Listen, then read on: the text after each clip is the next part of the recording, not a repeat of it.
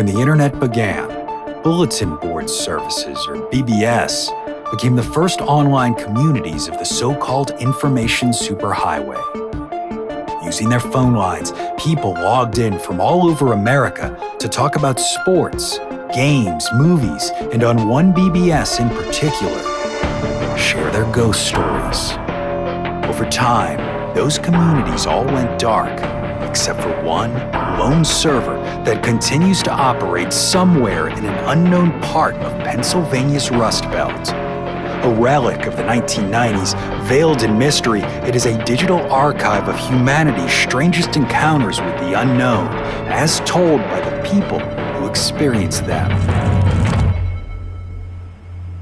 My name is Brandon Schexnayder, and you are listening to Fear Daily. Subject, Rockingham. User, Z00MZoom09. Posted, May 19th, 1999.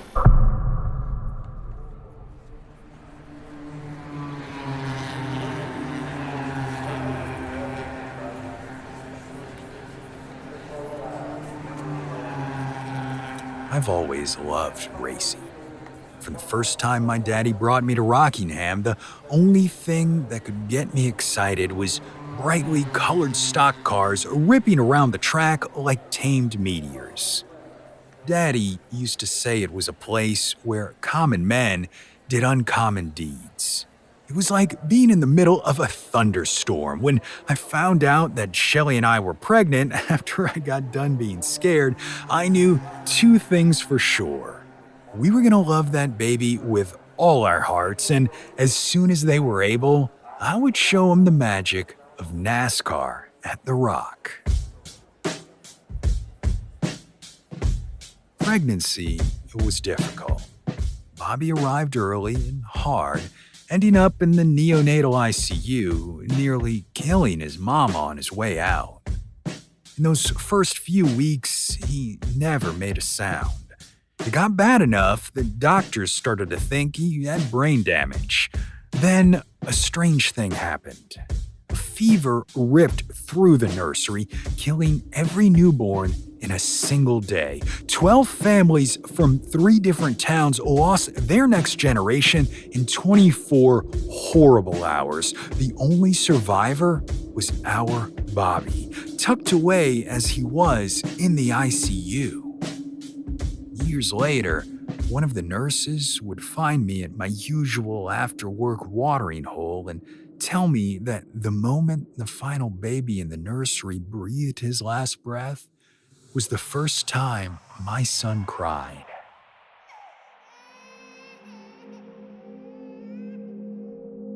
Shelly didn't think much of what the nurse said, waving it off.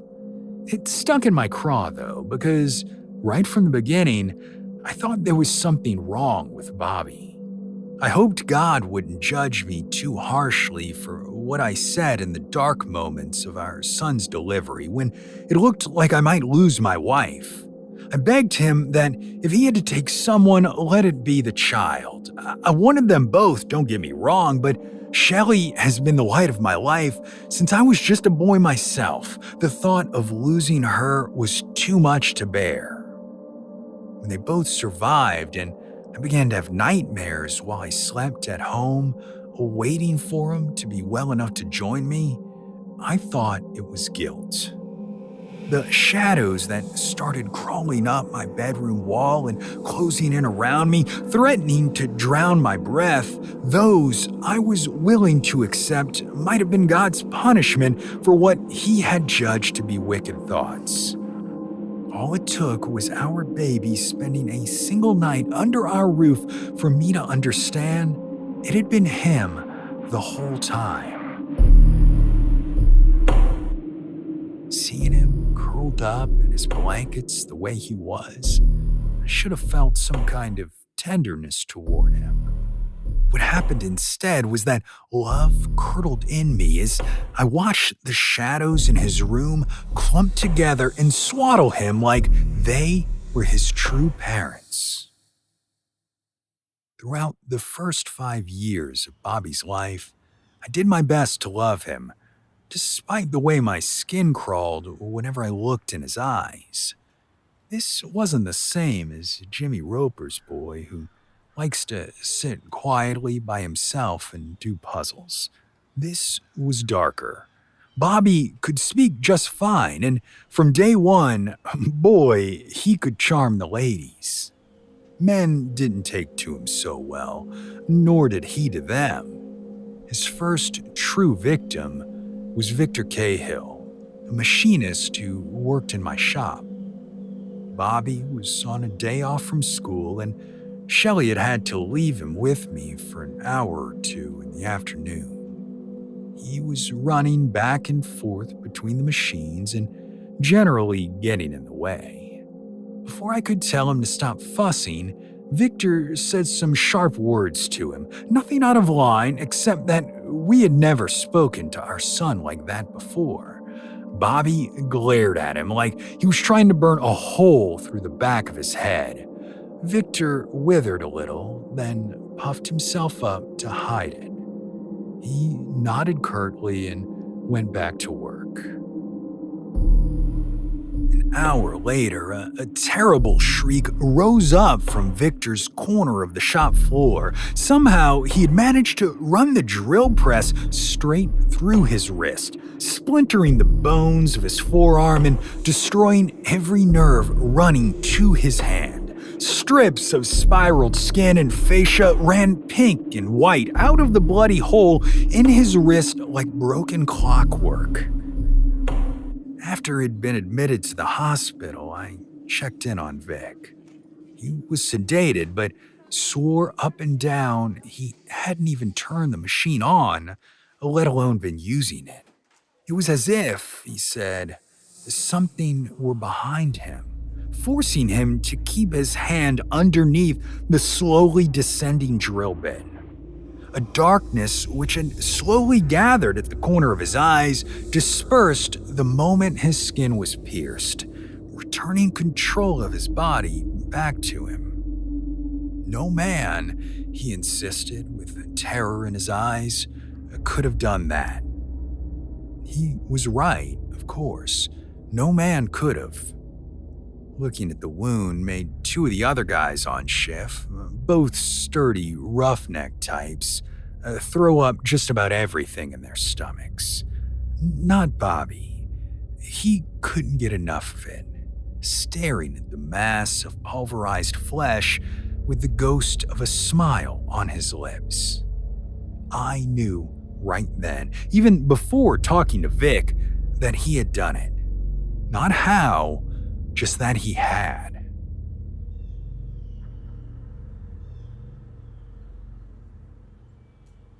I didn't tell Shelley about this new understanding of our son. How could I?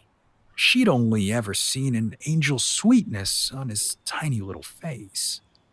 Even so, she felt the gulf between the two of us and tried her hardest to bridge it. One Sunday, as I was on my way out the door to Rockingham, she reminded me of what I used to say about wanting to introduce our child to racing. Wasn't it about time? She was so earnest.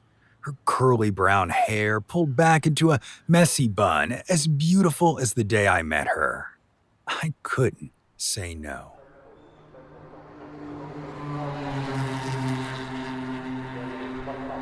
Judging by the sweat stains on their shirt backs, that day at the track was hot as hell for most of the folks there.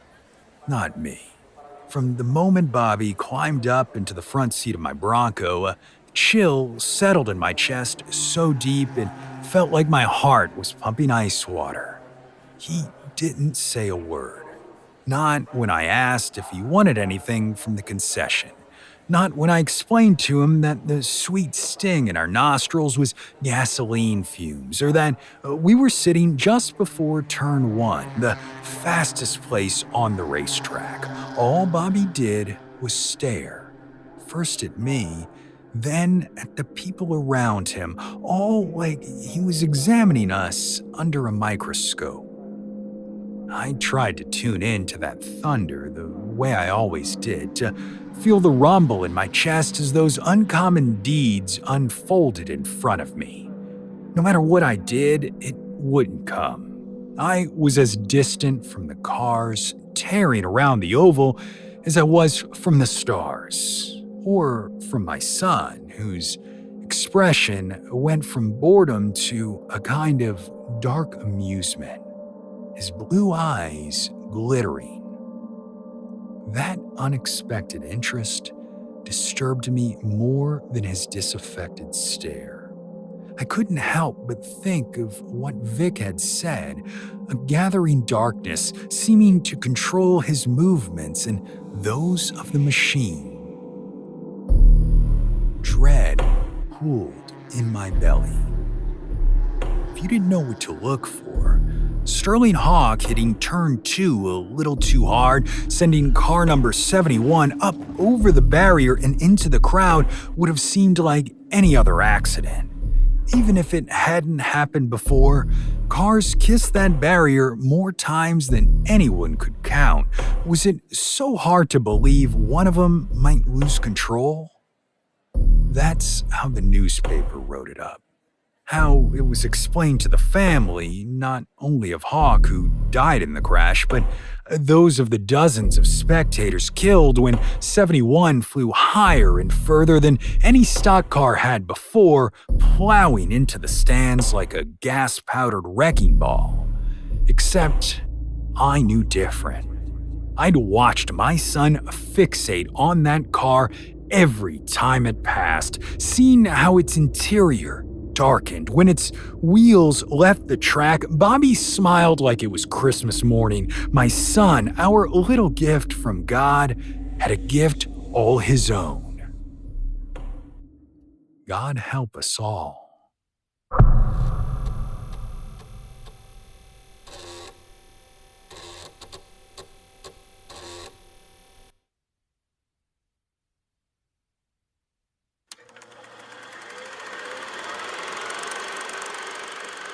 Subject, old man on campus. User, JJXL74. Posted, September 19th, 1996.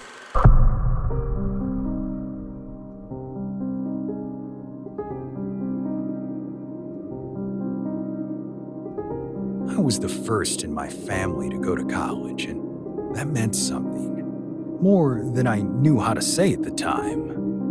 My mom cried when the acceptance letter came. My grandfather, who never finished high school, bought me a $20 billfold and whispered, "You keep this clean now." I packed a duffel bag and a thrift store lamp, caught the Greyhound 2 towns over, and rode through the night toward a campus I'd only ever seen in brochures. The first few weeks, everything I dreamed of and more. I felt like the world had finally opened up for me. My professors challenged me. I spent late nights at the library with other first years, swapping ideas over greasy pizza and highlighter-stained notebooks. For the first time in my life, no one was checking up on me or demanding I explain myself. I was free. Free to think, free to walk around at 2 a.m., free to fail and recover without anyone looking over my shoulder. Our dorm was one of the oldest on campus. Brick on the outside, creaky radiators, and flickering fluorescence on the inside. You could feel its age in the warped floorboards and chipped crown molding.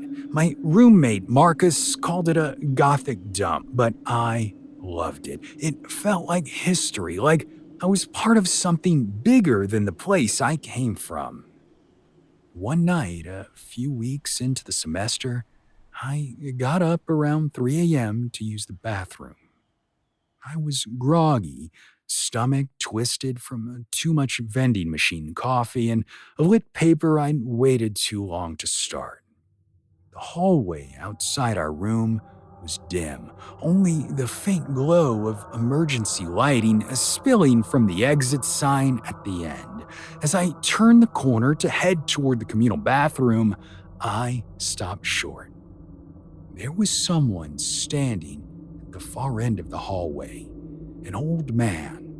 He stood just beneath the exit sign, half lit in the red glow. He didn't move, didn't speak, just stood there watching me. His suit was gray and wrinkled like he'd slept in it for a week. His posture was tired, shoulders slightly slumped, and his hands hung limp at his sides. I stared at him for a moment, unsure of what I was looking at. Was he a night janitor? Some security guard I hadn't met? I blinked, and just like that, he was gone. I laughed it off, told myself it was the caffeine, maybe even a dream. I went to the bathroom, splashed cold water on my face, and didn't think much of it again. At least, not until the second time. That happened maybe 2 weeks later. I'd just come back from dinner, a sad plate of meatloaf and tater tots in a foam container sweating grease through the bottom. I turned the corner toward my room, and there he was again. Same spot, same posture, just standing beneath the exit sign. But this time, something was different. His shirt was stained. At first, I thought maybe it was water. Maybe he'd spilled something, but the longer I looked, the more the color shifted in the red light. It wasn't water. It was blood. A wide stain had bloomed across his chest, soaking the front of his shirt and dripping slowly down beneath his jacket. The collar was torn, his face was pale, and his eyes locked with mine like he'd been waiting. And then he smiled. It wasn't a grin or anything warm, just this faint, tired upturn of the mouth that felt wrong. Familiar, maybe, but sad. I took a step back, blinked again, gone. I stood there for a long time, bag of food clutched in one hand, staring at that empty hallway. I didn't say anything to Marcus. I wasn't even sure what I would have said, that I saw a bleeding man twice and no one else seemed to notice. After that, things started to unravel slowly. I stopped sleeping well.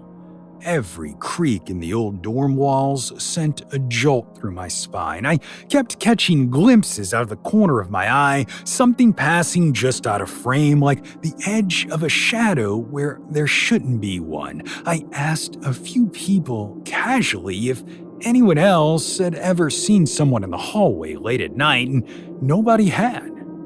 Someone joked about the building being haunted. Another guy said some professor had dropped dead in the stairwell back in the 70s. Another swore the dorm used to be a mental hospital. It was all half-remembered nonsense. I figured I was just tired, stressed, maybe even homesick. That is, until the night the old man spoke. It was raining hard, sheets of it hammering against the windows like the sky was trying to get in. I was walking back from the writing center when I saw him again, standing in the same spot at the end of the hall. He looked worse this time, paler, wetter. The blood had spread, soaking the fabric like he'd been caught in a storm that didn't end. He didn't move at first, and then, just as I was about to turn away, he said, "Wrong door." His voice was deep and raspy, like gravel poured through wet leaves. Just 2 words. Then he vanished. I didn't tell anyone that time. I didn't want him to look at me the way Marcus had started looking at me when I forgot where I'd left my books or when I snapped at him for leaving the light on. I started skipping meals, eating dry cereal in the room. I kept the door locked at night and angled the desk lamp toward the hallway crack. I tried to research the dorm, look through old newspapers, dusty campus brochures, microfiche in the library basement. I found scraps. A student who jumped from the third floor window in 1968, a janitor who disappeared in 81 and was never found, a brief mention of a tragic mishap during renovations in the 50s, but the article didn't say what actually happened. But the old man started showing up more often. I'd hear footsteps in the hallway every night after 3, not rushing or pacing, just walking, measured, calm. They'd stop right outside our door, and sometimes in the middle of the night, I'd wake up to whispering. It wasn't coming from the hallway, it was inside the room. I tried recording it once, dug out my tape recorder, hit the button, and left it on the desk while I slept. The next morning, I played it back. Nothing but static. Just my own breathing, restless and shifting under covers. One night, during a fire drill, I stood with the rest of the dorm outside in the cold. Gabe, the RA, was calling names from a clipboard, and Marcus was complaining about getting woken up. I looked up at the building and saw him, the old man. He was standing in the window of our room.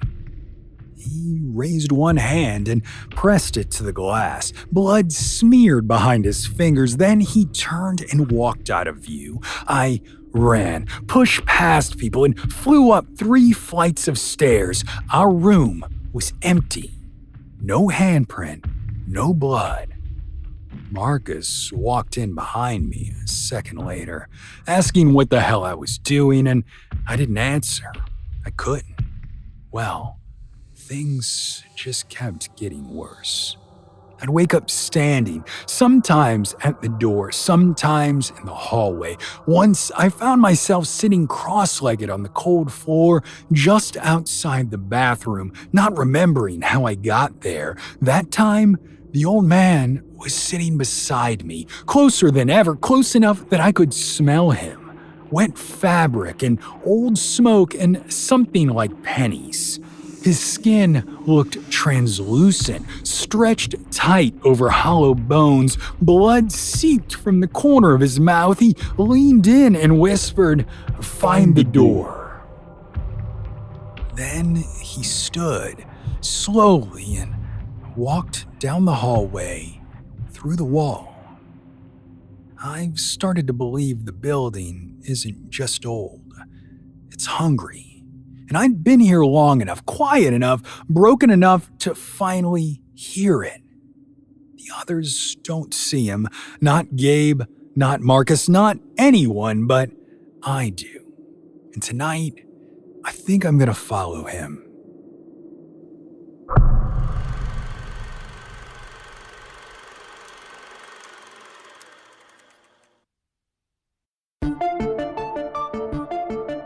Fear Daily is an independent podcast hosted by Brandon Schexnayder and written by Brennan Storr, with Joanna Smith serving as the consulting editor, audio production by Rachel Boyd, and sound design by Southern Gothic Media.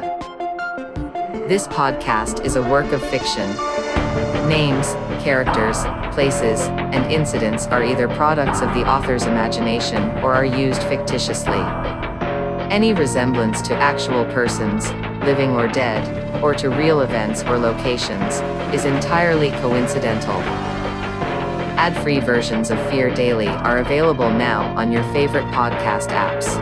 For more information, visit feardaily.com. But move fast, before the server goes offline.